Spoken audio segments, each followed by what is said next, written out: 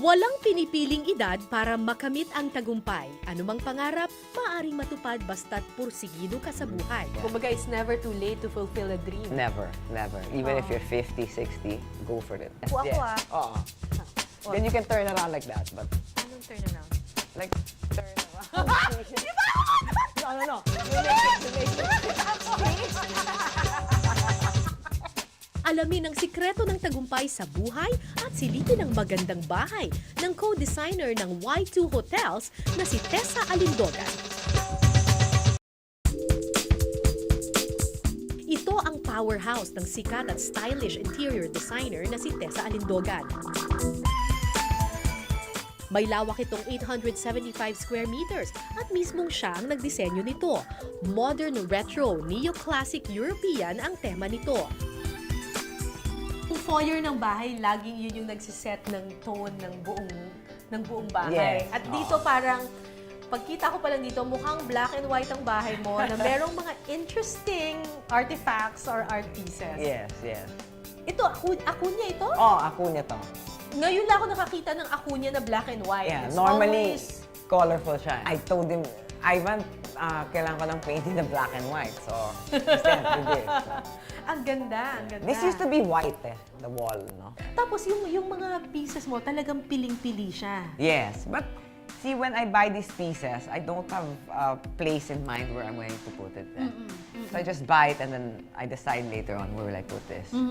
Pero yun yung minsan mistake ng maraming tao na nag-hoard ng maraming vase or maraming kung ano-anong abubot. Yes, artifact. kailangan choice pieces lang. Choice pieces. And the way you put it together.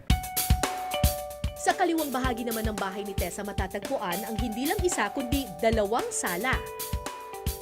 Sabi ko, gawin ko na lang informal living room. Living room. Para pag mag-entertain, isang Tapos space. wala rin naman siyang padere. Yes, oo. Glass door lang naman siya. So, Yes.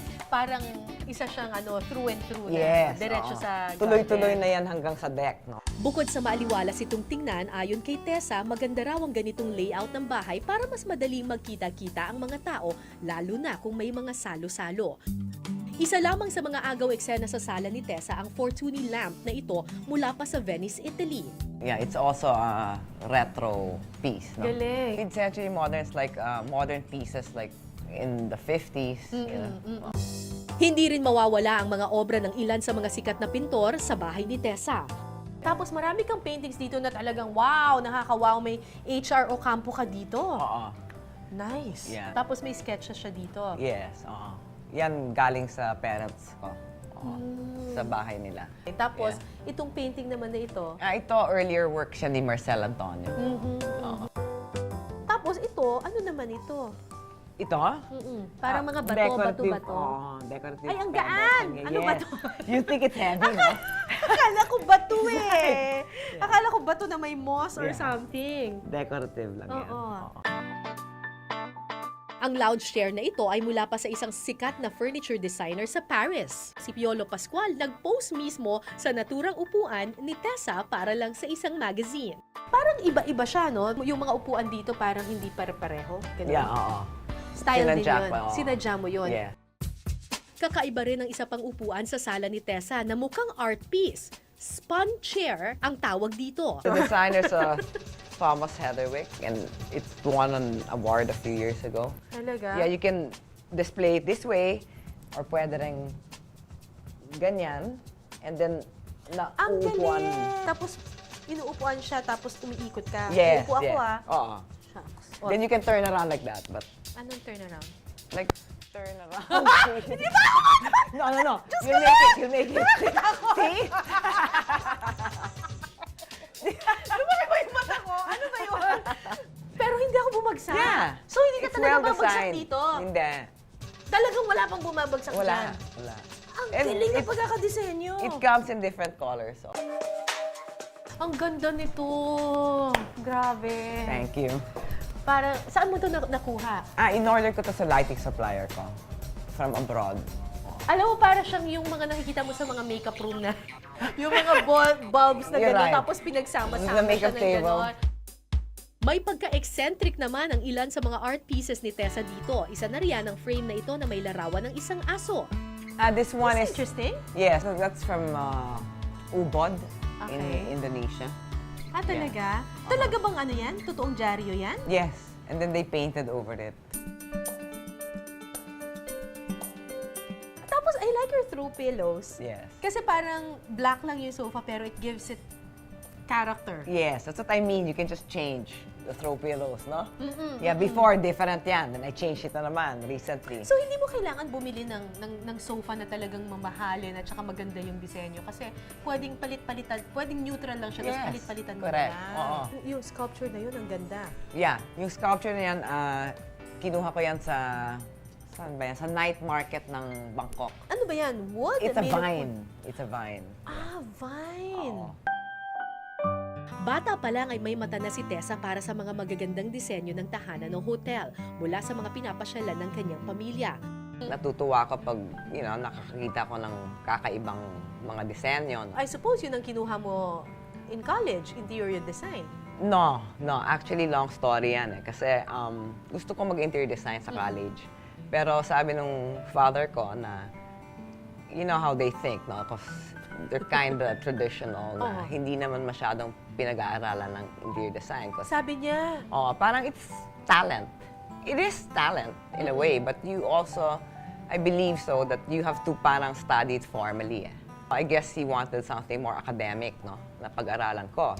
Bagamat hilig niya ang larangan ng art at design, sinunod ni Tessa ang kanyang ama at kumuha siya ng ibang kurso. I took psychology. Yeah. psychology, parang ang layo. Parang ang layo niya sa Yes, designing. yes. Oh. Pero nung the whole time that you were taking up psychology, yung love mo for interior design, nawala ba siya? Or Well, it was may craving pa rin? it was always there. Hindi naman mawawala yun eh, no? Pero, syempre, I was taking psychology, so nag-concentrate na lang ako doon. Nakapagtapos ng kursong psychology si Tessa sa Amerika. Nang magkaroon ng pagkakataon na makabalik sa Pilipinas, nagpasya siyang mag-aral muli. Mas lalo raw siyang naingganyong balikan ang kanyang first love na interior designing, lalo na't ito rin ang kursong kinukuha ng kanyang kaibigang si Tessa Prieto Valdez. So, I sabi was mo sa seeing her tatay mo, projects and I was like, wow, it's really so interesting. I was really looking at her Ingit ka homework. talaga. Yeah, I really wanted Ito to talaga take yung it. gusto ko. Oo, kasi yan talagang gusto ko. Pero ika nga nila, hindi mamamatay ang unang pag-ibig. Sa pagbabalik ng matalik niyang kaibigan na si Tessa Prieto Valdez sa bansa, humalili si Tessa sa sinimula nitong interior design firm. So every day I was there, like parang helping her with stuff, and I really liked it. And we became business partners, no? So we did a lot of projects together. But wala ka pang any formal studies. None, but I like color. I like furniture, so it was fun. But I was still feeling a bit bad, like I should have studied it, Taong 2000 nang iwan ni Tessa Alindoga ng interior design firm ng kanyang kaibigan para naman tuparin ang kanyang matagal ng pangarap. So I went to London and I finished it naman, finally. Anong pakiramdam na finally, after so many years, natupad mo yung dream mo na makapag-aral ng interior design? Na bata ka pa lang, yun na talaga yung gusto mo. I was so happy.